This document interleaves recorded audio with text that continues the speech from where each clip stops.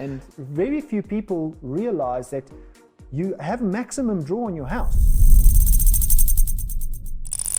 How long have you been living with this personally? This isn't something you just have on the floor. No. You've been living with this. First impressions when you got it? Yeah, so this is my personal car, Jaguar I-Pace, full battery electric. Got it last year, July-ish, if I recall. I've always wanted one. I thought that last year, July, was a little bit early to purchase one. And given its cost, because I've never driven a car of this value before. May I ask? So right now, brand new, they're 1.9 million rand. I bought it with roughly just under 10,000 kilometers on it, so I got it for less than that. I got it as a demo. I wasn't going to go and fork out 1.9 million rand on the car, but the main reasons were to do exactly what you're asking, and that is to show South Africa that it is possible to live with a battery electric vehicle. Go on road trips, socialize those road trips, learn myself. The other objective was to learn. Given the environment I'm in, the business I work for, and the industry that I'm in, and to really show South Africans that it is possible to live with one of these. I, not knowing much about this vehicle, wouldn't imagine you get much mileage out of this. So there's a couple of terms that get banded around. The first is the WLTP range. The WLTP range on the Jaguar I-Pace and all other electric cars have what they call WLTP range, which is a range that gets put down under perfect conditions.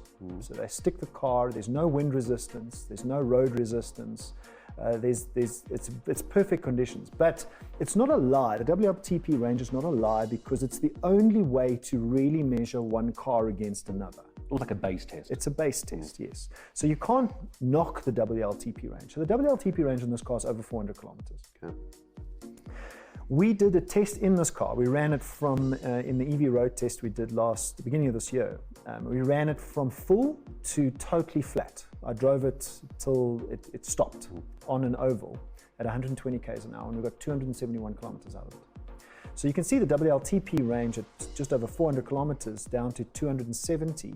In real world conditions, I've driven it down to Bloemfontein, down to Colesberg and back, and I probably get about 300 kilometers out of the battery, but you're also never going to drive it down there. Yeah. Because when you get to 10% battery range, you're going to start getting it's like the reserve light comes on. Exactly. That's what I was curious about. Do you find in a full electric vehicle like this, because while the cars are here, I don't know how well adapted we are technology-wise in our country. We can talk about that in a moment. Do you find yourself thinking about the trip you're going to do, where you need to get to and how you need to get back? Does that come into your thinking? I did in the beginning. So last year, July, took a trip down to my parents in the middle of the Free State. You'll see on my social media channels, a lot of trips down to my parents in the Free State. Initially, when I first started driving EV, it was overplanned, absolutely overplanned, because I suffered from the problem with, is it going to make the charger? Am I going to make the whole trip? You're doing maths in your head. Literally doing my maths in my head. Yeah. I'd left Joburg. Okay, watching the battery percentage. I did a trip 2 or 3 weeks ago and didn't cross my mind. Absolutely didn't cross my mind. As a matter of fact, my charging behavior changed. The one thing about lithium-ion batteries is that when you charge over 85%, the charge rate starts to slow. Okay. The car's software actually manages the charge rate. And it happens with every lithium-ion battery, even the ones in your house's solar installation. Over 85%, it accepts the charge slower. So I stopped at a 150 kilowatt charger in Colesberg. I was on about 30% battery when I stopped there. Charged it up to 85%. Now I wasn't going to charge it over 85 because I know that the charge rate is going to start slowing down. So the quickest way to get from one charger to the next is to actually only charge to 85. Have you been caught out by load shedding? Tell me how you charge this at home, because there's two things here. One is if the power is off, courtesy of dear old Eskom, and then part two of my question will be if you do have solar. But let's start with the Eskom thing. Have you been caught out? I'm sure you are. So not at home because I've got solar, Okay. but the solar's not enough. We need Eskom. So we've got two challenges. One, it's the infrastructure in the country. Two, it's the infrastructure in your home itself.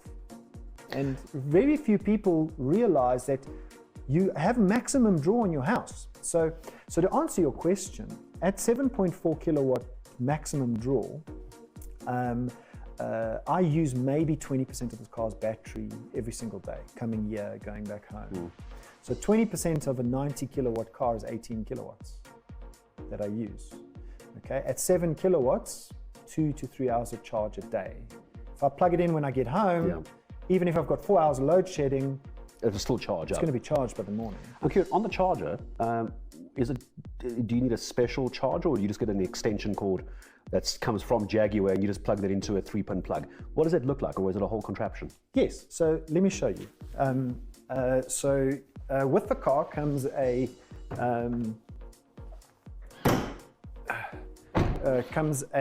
3-pin plug, which looks like this. You're joking. There we go. It's a 3-pin plug. Right. Look at this. It is legit 3-pin plug. Legit 3-pin plug. Okay. And it's got a little, it's just a little meter. Yeah. And then that plug over there plugs into what would be the fuel port of the car.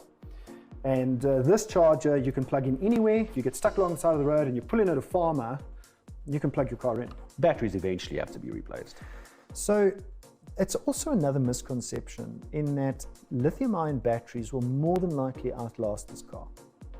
If you do the maths on the charge cycles and the number of kilometers you do per charge cycle, this car will outlast an ICE vehicle in terms of mileage. You probably do a 500,000 kilometers on this car before the battery is down to 80%. Would you, with your own money, buy this car if it were made available to you? Would you buy another electric? So I did buy this car with my own money. Okay. Reluctantly so, because I have never driven very, very expensive cars. And the only reason I did that was because of what we want to do with the car and what I want to do with the car. And that is show South Africans that you can live with it. By putting some skin in the game as well. By putting some skin in the game, exactly. So to answer the question, I suppose that's yes. Would I do it again in the future? Yes. The risk I took with this car is that import duties are 25% on these cars, versus internal combustion engine vehicles, which are 18%. So the government doesn't look at this car like it looks at other cars. It's a luxury consumer electronic, effectively. Do you actually get your money back, and do you actually save money month by month?